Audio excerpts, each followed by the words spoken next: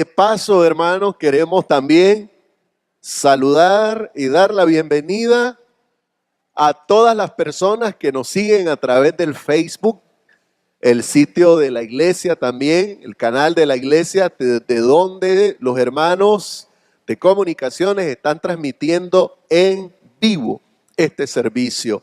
Así que para todos los hermanos que nos ven en los diferentes países, en otros continentes, también toda la iglesia le regalamos, hermano, una grande, cordial bienvenida de saludos también para todos los hermanos y amigos que nos ven en las diferentes partes del planeta.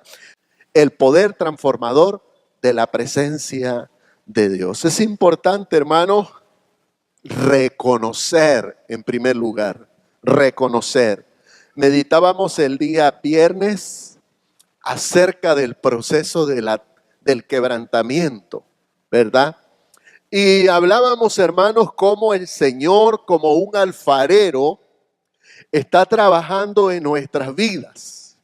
De tal manera que Él sigue moldeando estas vasijas, sigue moldeando nuestras vidas. Nosotros, hermanos, no somos una obra terminada, somos una obra en proceso. Todavía el Señor tiene que mejorar, tiene que moldear algunas partes de nuestra vida. Y usted lo sabe. Usted puede reconocer en usted en qué área de su vida usted necesita que el alfarero por excelencia ponga su mano y trabaje esas áreas. Ligado a eso, hermanos, el proceso de la transformación, la necesidad de la transformación, que es también lo que una palabra conocida como metamorfosis. Y la metamorfosis nos hace pensar casi automáticamente en algo. ¿Ustedes recuerdan? Que siempre aprendimos, siempre se nos enseñó cuando se habla de metamorfosis, de la oruga, ¿se acuerdan? De la oruga que luego se convierte ¿en qué? En una mariposa. Eso representa, hermano, ese cambio, ese experimento, ese acontecimiento natural, representa claramente lo que se conoce como la metamorfosis o la transformación. No se trata solamente de algo que puede ser maquillado, ¿verdad? O no se trata solamente que puede ser retocado un poquito por el exterior, quizás, pero no se trata de eso. Se trata de algo, hermanos, que cambia completamente su forma de ser. Imagínense, la mariposa, antes de salir, es una, ¿qué decíamos? Una oruga. Es como un gusano que se va meneando, se va moviendo, sube, trepa una planta, un arbusto, y luego ahí se produce él mismo un capullo. Y después, hermano, de este gusano, de esta cosa, empieza a salir al tiempo, ¿qué creen ustedes? La mariposa. Ahora, es algo totalmente diferente, ¿no es cierto? El gusano no tenía alas, el gusano no tenía los colores, pero ahora, hermanos, la mariposa es un estado superior, es un cambio radical, por eso se llama metamorfosis, porque cambia toda su forma de ser. Y entonces, hermanos, nosotros tenemos necesidad de una metamorfosis en nuestra vida. Nosotros tenemos necesidad de una transformación, hermano, de un cambio de vida. Porque cuando Cristo vino a nuestra vida, hermano, nos encontró ahí en el mundo. Muchas veces nos encontró, hermanos, en una condición de vida lamentable, en una situación triste, perdido, desesperado, arrastrado, botado, hermano. ¿Cuántas cosas? Pero cuando Cristo vino a nuestra vida, nos dio una nueva vida, la vida de Cristo se empieza a generar en nosotros, nuestra vida empieza a cambiar. Y ahora ya no podemos ser iguales que antes, ¿verdad que sí? No podemos seguir siendo los mismos. Es imposible, hermanos, que Cristo venga a la vida de una persona y esa persona sigue siendo igual. El Señor va operando ese cambio en nuestra vida. Por eso, hermanos, hay una necesidad. Y el apóstol Pablo dice que ese cambio se logra a través de... ¿Cómo se logra? Dice, a través de la renovación de nuestro entendimiento. Usted tiene ahí la cita de Romanos 12. El apóstol dice, así que hermanos, os ruego por las misericordias de Dios que presentéis vuestros cuerpos en sacrificio vivo, santo, agradable a Dios, que es vuestro culto racional. No os conforméis a este siglo, sino transformaos por medio de la renovación de vuestro entendimiento. Se va cambiando, hermano, los pensamientos, se va cambiando lo que hay en la mente. Y luego, ¿qué es lo que viene a continuación? Nos encontramos con el propósito de Dios para nuestra vida. Nos encontramos, hermanos, con la voluntad que Dios tiene para nosotros. Así que dice, no os conforméis, sino transformaos por medio de la renovación de vuestro entendimiento para que comprobéis cuál sea la voluntad de Dios, agradable y perfecta. Hay una imagen, hermanos, que se viene a la mente. Todos los que empezaron a usar ya la tecnología, empezaron a usar su computador. Usted se dio cuenta de repente, yo no sé mucho sobre eso, pero sí sé que a la par de las personas que diseñaron los programas de las computadoras, hubo gente también que se dedicó a crear algo que dañaba a los programas. ¿Cómo se llama? Virus, exactamente, virus.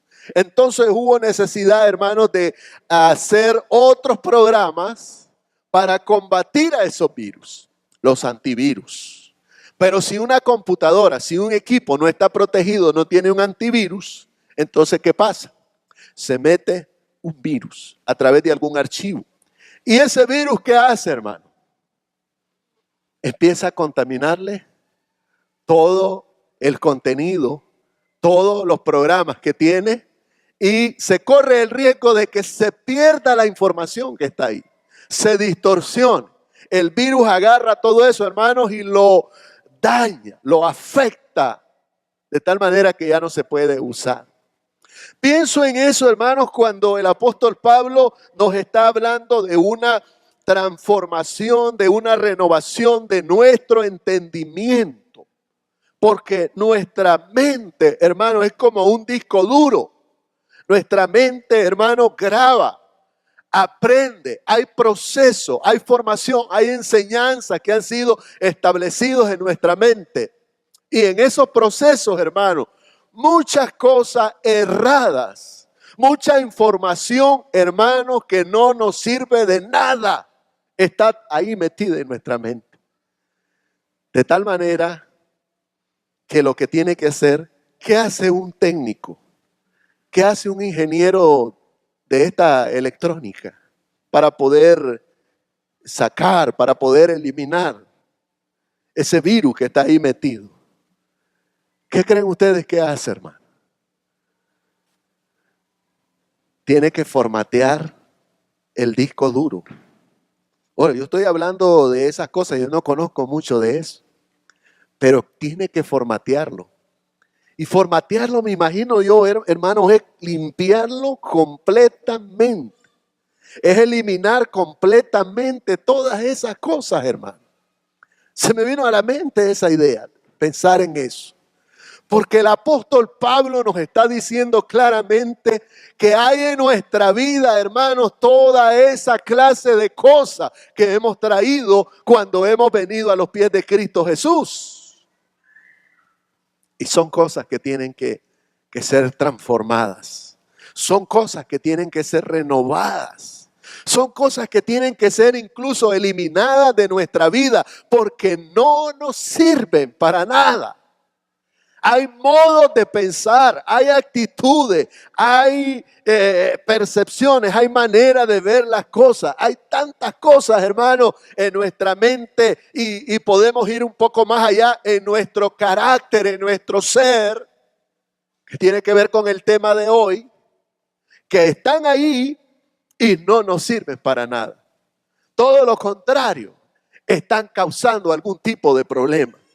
Están causando, hermano, alguna conducta errática, algo, hermanos, que no es correcto en nosotros. Y si nos llamamos cristianos, hermanos, todavía mucho menos aceptable esas cosas. Es por eso que dice el apóstol, tiene que renovarse. Tiene que haber un proceso de metamorfosis, un cambio total, un cambio radical.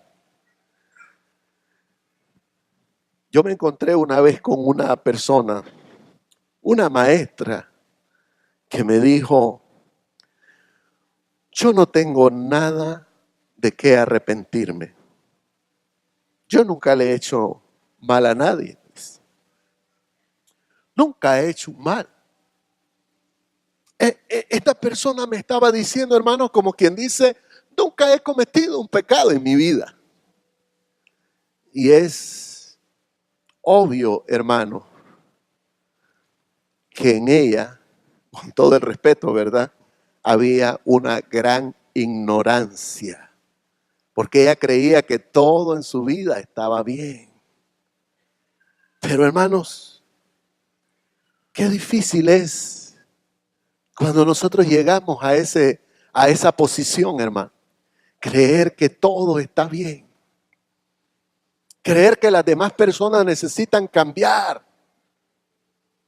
Dios primero, Dios, pedimos siempre a Dios, hermano, y oramos para que esta palabra y toda palabra que nosotros predicamos es una palabra que está redarguyendo primeramente mi vida, hermano. Es una palabra que me pone a prueba primero a mí. Es una palabra que me traspasa primero a mí, hermano. Porque Dios nos libre, hermano, de usar la palabra para aplicársela a las demás personas, pero nosotros no la aplicamos a nosotros mismos. Cuando yo pienso en esto, hermano, es porque también estoy consciente que en mi vida, hermanos, Cristo tiene que cambiar cosas todavía. Que no solamente miro, hermano, la necesidad que hay en la iglesia, la necesidad que hay en las vidas de ustedes, cuando los escucho hablar, cuando escucho lo que ustedes comentan, cómo ustedes viven, hermano. Y no como un dedo acusador. Visitaba esta semana a un hermano y le decía, hermano, ¿y qué pasó? No te he mirado en los cultos, no has llegado a la iglesia. Y bueno, el hermano me decía, es que he estado enfermo, ¿verdad? Y ni cuenta nos dábamos que el hermano estaba enfermo. Pero vemos la necesidad. Hay necesidad. Y todos nosotros tenemos que llegar a este punto, a esta posición, hermano. Todos nosotros necesitamos mejorar en nuestra vida. Todos nosotros, hermano. No hay nadie que diga yo ya no puedo más. Y saben, esto fue hablando de la vida de un hombre de Dios. No cualquier persona. Estamos hablando del profeta Isaías, hermano. Uno de los profetas más completos, uno de los profetas grandes que Dios usó para hablar al pueblo, hermano. Pero dice la palabra de Dios que este hombre necesitó pasar por un proceso de transformación. Ustedes tienen en su nota ahí que para que haya un progreso espiritual en nuestras vidas, en la vida del profeta Isaías, tuvo que haber una transformación. Y para que haya una transformación, tiene que haber un rompimiento. Leo nuevamente. Para que haya progreso espiritual, Isaías tuvo que experimentar, hermanos, una transformación en su vida. Pero para que haya esa transformación en su vida, él tuvo que experimentar un rompimiento en su vida. Es decir, una separación de algo.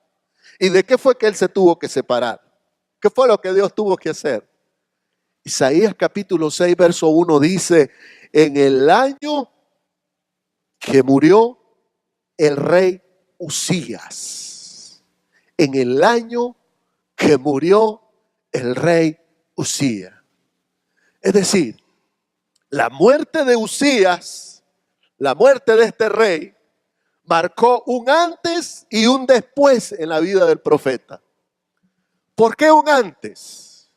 Porque Uzías, hermano, fue un rey grandioso, glorioso.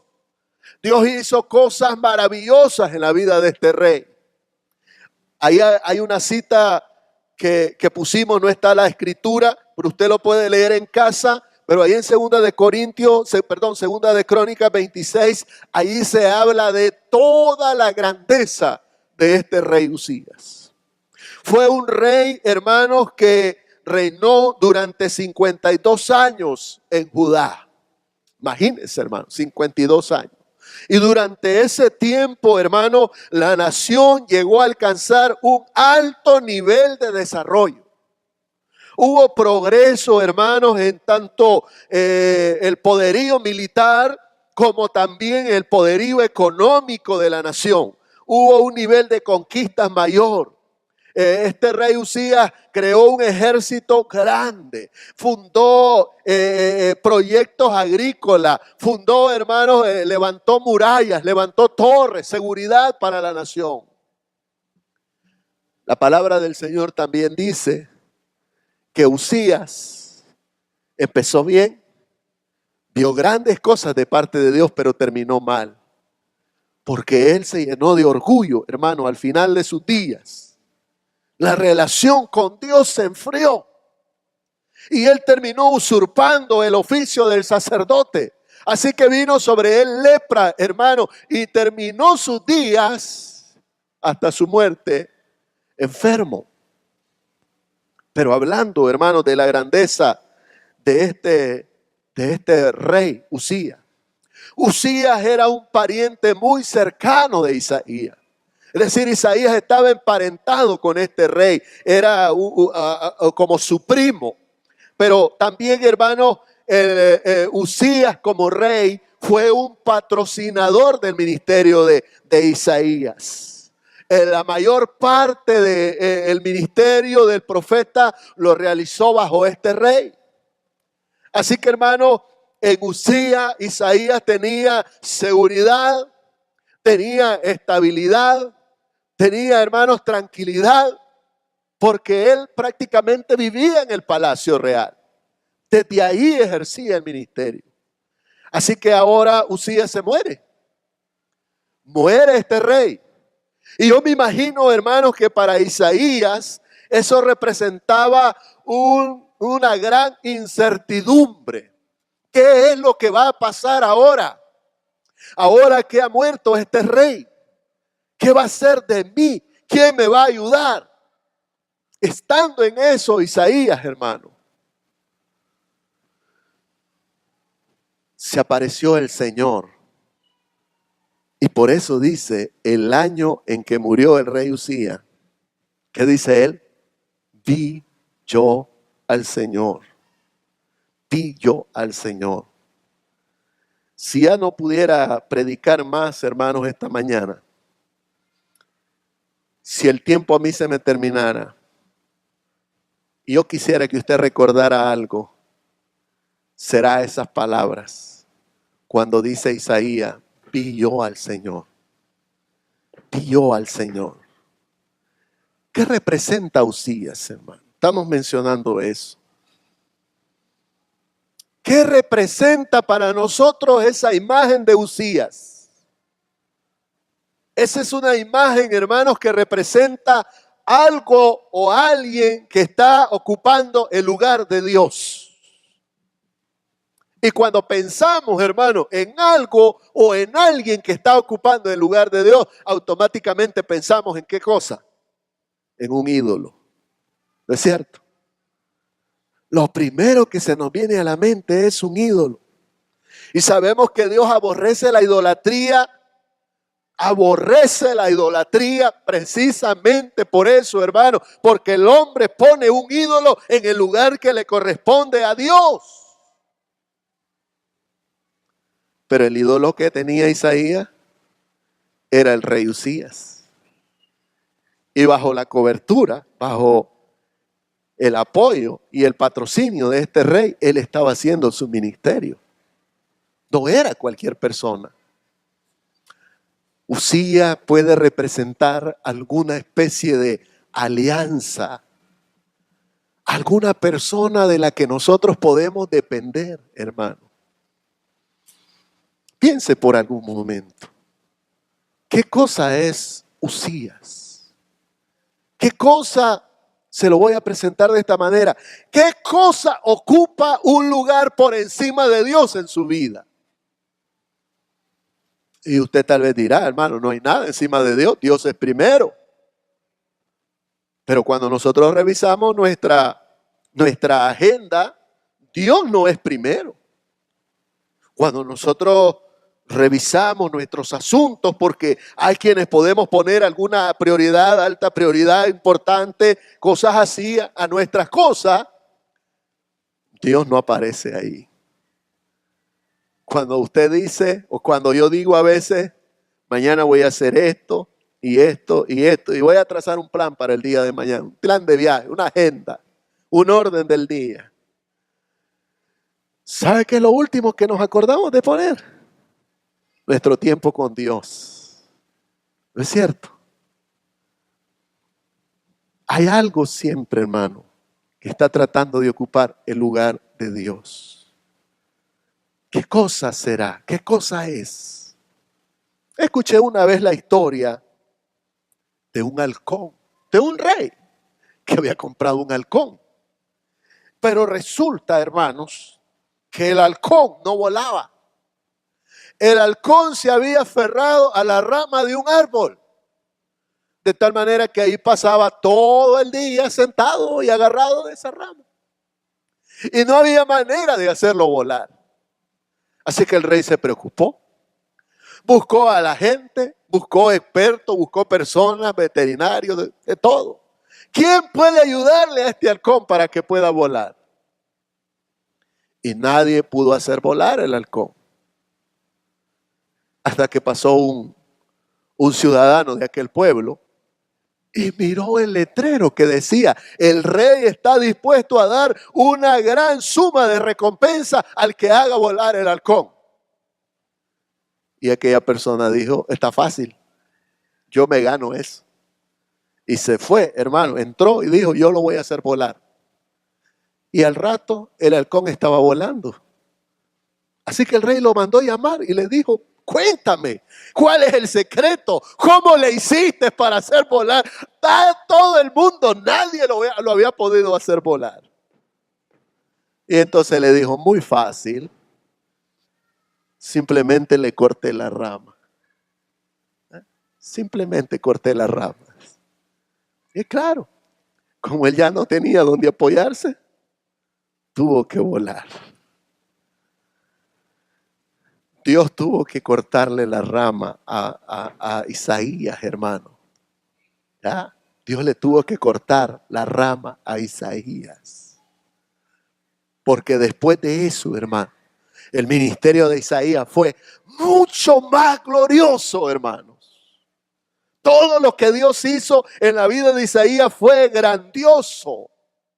Pero ¿dónde comenzó, hermano? Comenzó cuando Dios corta, cuando Dios separa a ese hombre que era importante en la vida del profeta.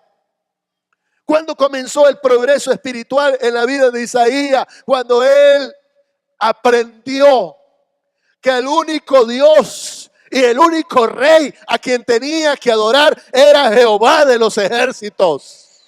Bendito sea su nombre. Cuando nosotros, hermanos, podemos ver a Dios en medio de las situaciones. Estamos viendo a Usías, pero ahora Isaías está viendo al rey Usías, pero lo está viendo muerto. Ahí está el ataúd del rey. Ahí está la corte del rey, el funeral del rey. Y cuando él viene al templo, viene buscando, viene en la incertidumbre, viene en la preocupación, es cuando Dios aparece. Y es cuando dice la palabra del Señor: vi yo al Señor, bendito sea el Señor. Y dice de esta manera: sentado sobre un trono alto y sublime, y sus faldas llenaban el templo.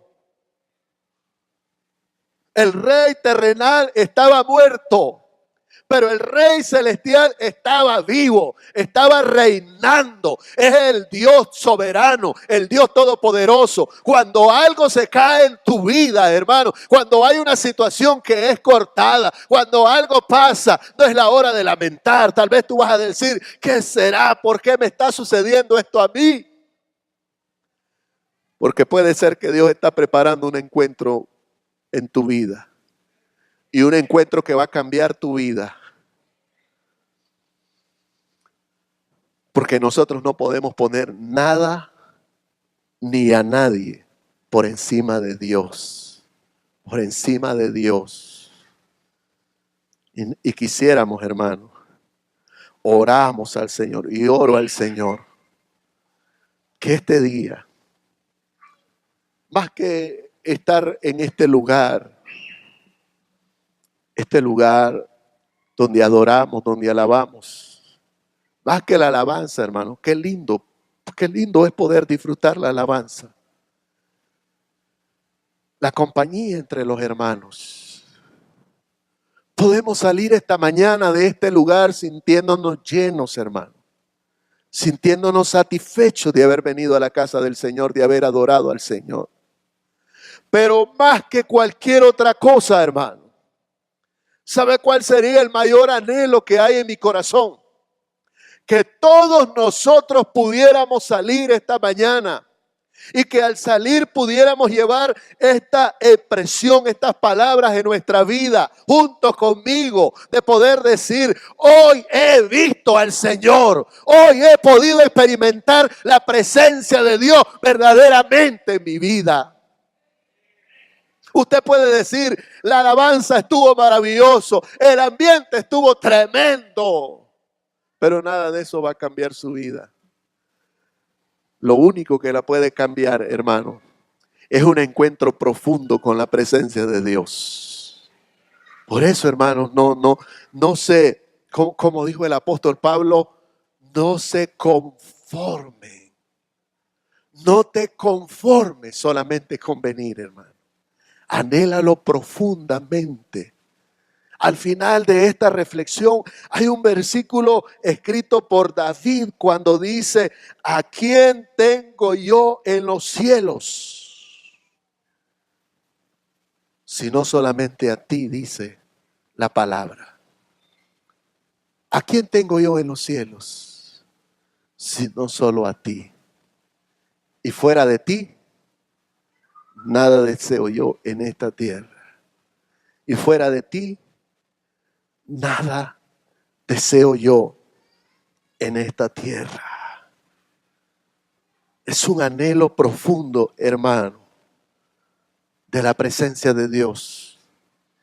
Que necesitemos, hermano, esa comunión con el Señor más que cualquier otra cosa. Más que cualquier otra cosa, hermanos. Que nuestra pasión, hermano, que lo que haga arder nuestros corazones sea el vivo deseo de estar en la presencia de Dios. Porque sin ese encuentro, hermano, con Dios, nosotros podemos tener los mejores pastores de Nicaragua en este lugar.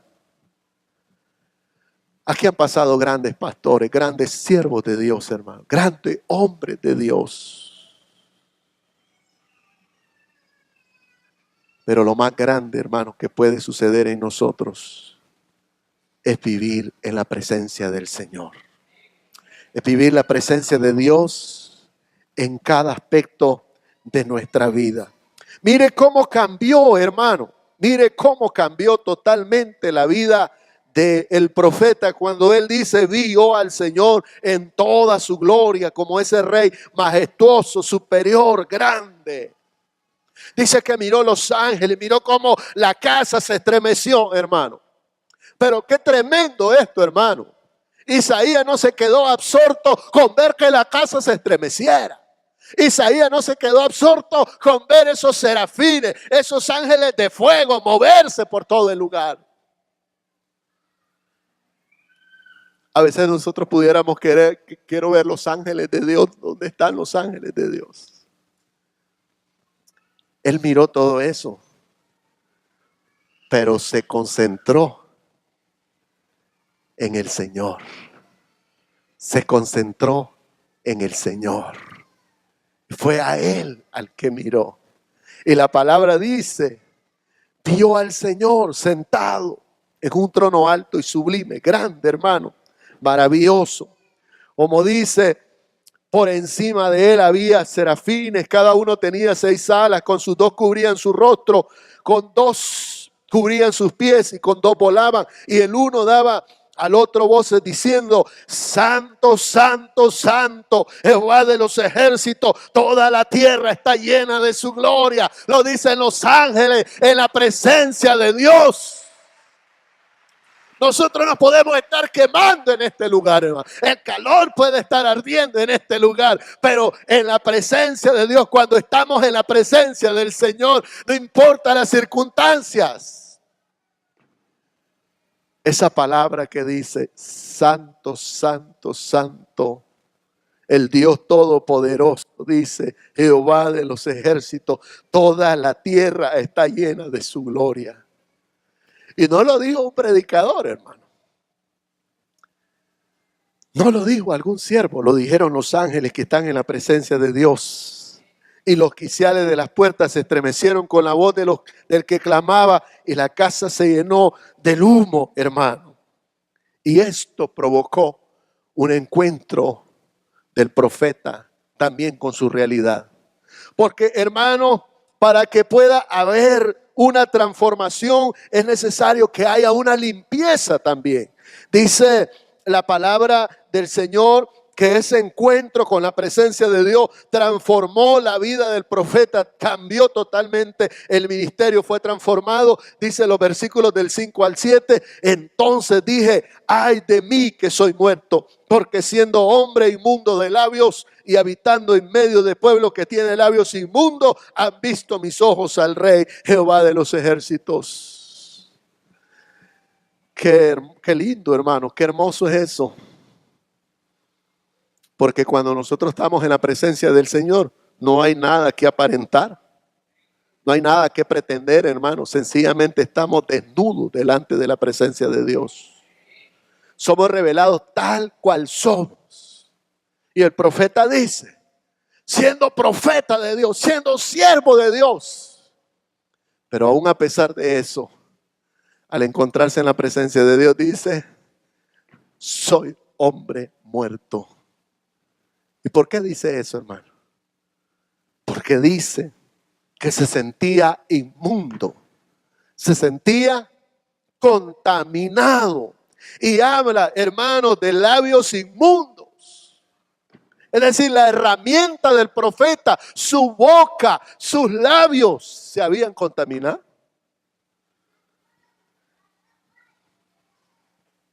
Él estaba viviendo en el palacio. Y en el palacio posiblemente había murmuración. En el palacio tal vez había maquinaciones. Tal vez había engaño, tal vez había mentira. Tantas cosas, hermano. Uno se puede imaginar. Tantos malos pensamientos, tanta malicia, tanta mala interpretación de las cosas. Sospecha. Y todo eso, ¿qué fue lo que hizo? ¿Qué fue lo que provocó? Que el profeta estuviera sucio. Sucio su corazón, sucio sus labios. Nosotros tenemos que tener cuidado, hermano, de que nuestro corazón no se ensucie. A veces nosotros podemos hablar mal de un hermano, mal de un pastor, mal de alguien. Usted en su casa puede hacer algún comentario un comentario negativo sobre la iglesia, sobre cualquier situación. Y aun cuando fuera una verdad, usted lo que está haciendo, hermano, es contaminando el corazón de las personas que están en su casa. Yo me acerqué a un joven y le dije, te invito a la iglesia. Y es un muchacho, un hijo de un hermano aquí de la iglesia. Y le dije, vamos, te invito. ¿Sabe qué me dijo ese muchacho? Me dio tristeza lo que él me dijo. Porque él me dijo, ahí a ese lugar yo no tengo nada que ir a hacer. Pensé en mis hijos, hermano. Mire qué triste sería que un hijo mío diga, a ese lugar y con esa gente yo no tengo nada absolutamente que ir a hacer. Eso es duro, hermano. Eso es duro. Y me puse a pensar, ¿por qué han endurecido el corazón? ¿Por qué a veces los hijos no quieren nada? Porque nosotros hemos estado ensuciando su alma, su mente y su corazón. El profeta se había ensuciado, hermano. Se había contaminado y al estar en la presencia del Señor, antes él había estado diciendo, ay de los que a lo bueno le dicen malo y a los que los malos le dicen bueno, ay de los que se emborrachan y andan en la sidra. Estaba diciendo en el capítulo 5, ay de las naciones, ay del que hace el malo. A todo el mundo estaba exhortando.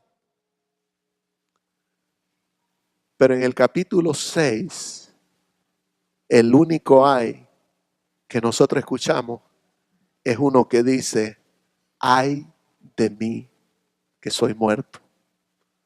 Ay de mí que soy muerto, porque han visto mis ojos al Señor.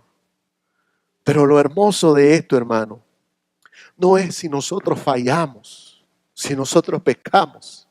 Imagínense esa imagen, hermanos, cuando Pedro está, hermanos, caído ahí, después de haber negado al Señor. El Señor los invita a los discípulos para tener ese encuentro. Y le dice a las personas que llevan el mensaje, díganle a mis discípulos, díganles que nos vamos a encontrar en Galilea. Allá me van a ver, a todos ellos, díganle, y también a Pedro. Porque Pedro es el que necesitaba más el encuentro con el Señor, hermano. Y cuando estaban reunidos, el Señor habló a Pedro. Y qué lindo que es el Señor, hermano. Porque él sabía de qué estaba hecho Pedro. Y no le reprochó el haberle negado. El Señor ya lo sabía. Pero no le digo, qué bárbaro Pedro, ¿cómo fuiste a hacer esto sin vergüenza? Lo levantó y lo restauró, hermano. Claro, le dijo, ¿tú me amas? ¿Me amas más que a estos? ¿Me amas más? ¿Me amas más? Esa es la base. Pero lo restaura. Lo bonito es esto, hermano, que después que el Señor lo restaura, la gente lo recibe a Pedro. Porque cuando usted lee en el libro de los Hechos, el que está al frente de la iglesia es el apóstol Pedro, el que había negado al Señor, el que lo había traicionado, el que había jurado que no lo conocía, estaba ahora ahí. Eso es una gran enseñanza para nosotros, hermano. Porque no sé qué le pasaría a Pedro si fuera en este tiempo, hermano. No sé qué le pasaría a Pedro realmente. Pero tenemos que aprender, hermanos, que en el Señor se puede operar una limpieza en nuestra vida. De lo más bajo. Yo quiero esta mañana cerrar esta reflexión hablándole a aquellas personas que tal vez todavía no han tenido un encuentro verdadero con Cristo Jesús. Y tal vez son personas que se han sentido inmundas. Hace poco se me acercó un varón, un padre de familia del colegio, y me decía: pastor, me estoy ahogando, decía este hombre. Me siento hundido en el pecado. Ese hombre tenía una gran necesidad, hermanos, de poder hablar lo que le estaba pasando. Ese hombre se había ensuciado hasta lo más profundo, había ensuciado su matrimonio, había ensuciado su familia, su vida era una completa desgracia, hermano. Pero gracias a Dios que él estaba buscando en ese momento la ayuda de Dios, la mano de Dios, que era el único que lo puede sacar. Tal vez esta mañana tú estás aquí y tal vez así te sientas. Hemos encontrado muchas personas cuando visitamos, mucha gente que dice: mire, todavía no estoy preparado, es que con estas cosas del Señor no hay que jugar, yo voy a venir cuando sea el tiempo. Y siempre le decimos: hermano, es que no somos nosotros las que la resolvemos, no somos nosotros los que vamos a hacer el cambio en nuestra vida, es Cristo el que hace el cambio en nuestra vida. Es que es con el Señor, es que es con la mano del Señor que somos levantados.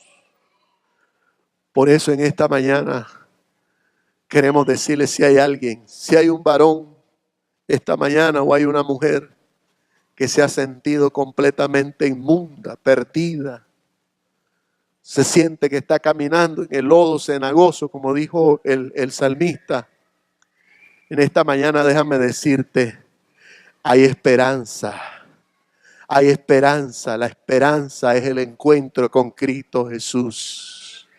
Porque cuando tú vienes a ese encuentro con el Señor Jesucristo, tu vida cambia. El Señor le da un completo nuevo sentido a la vida del hombre, a la vida de la mujer, cuando le buscamos a Él.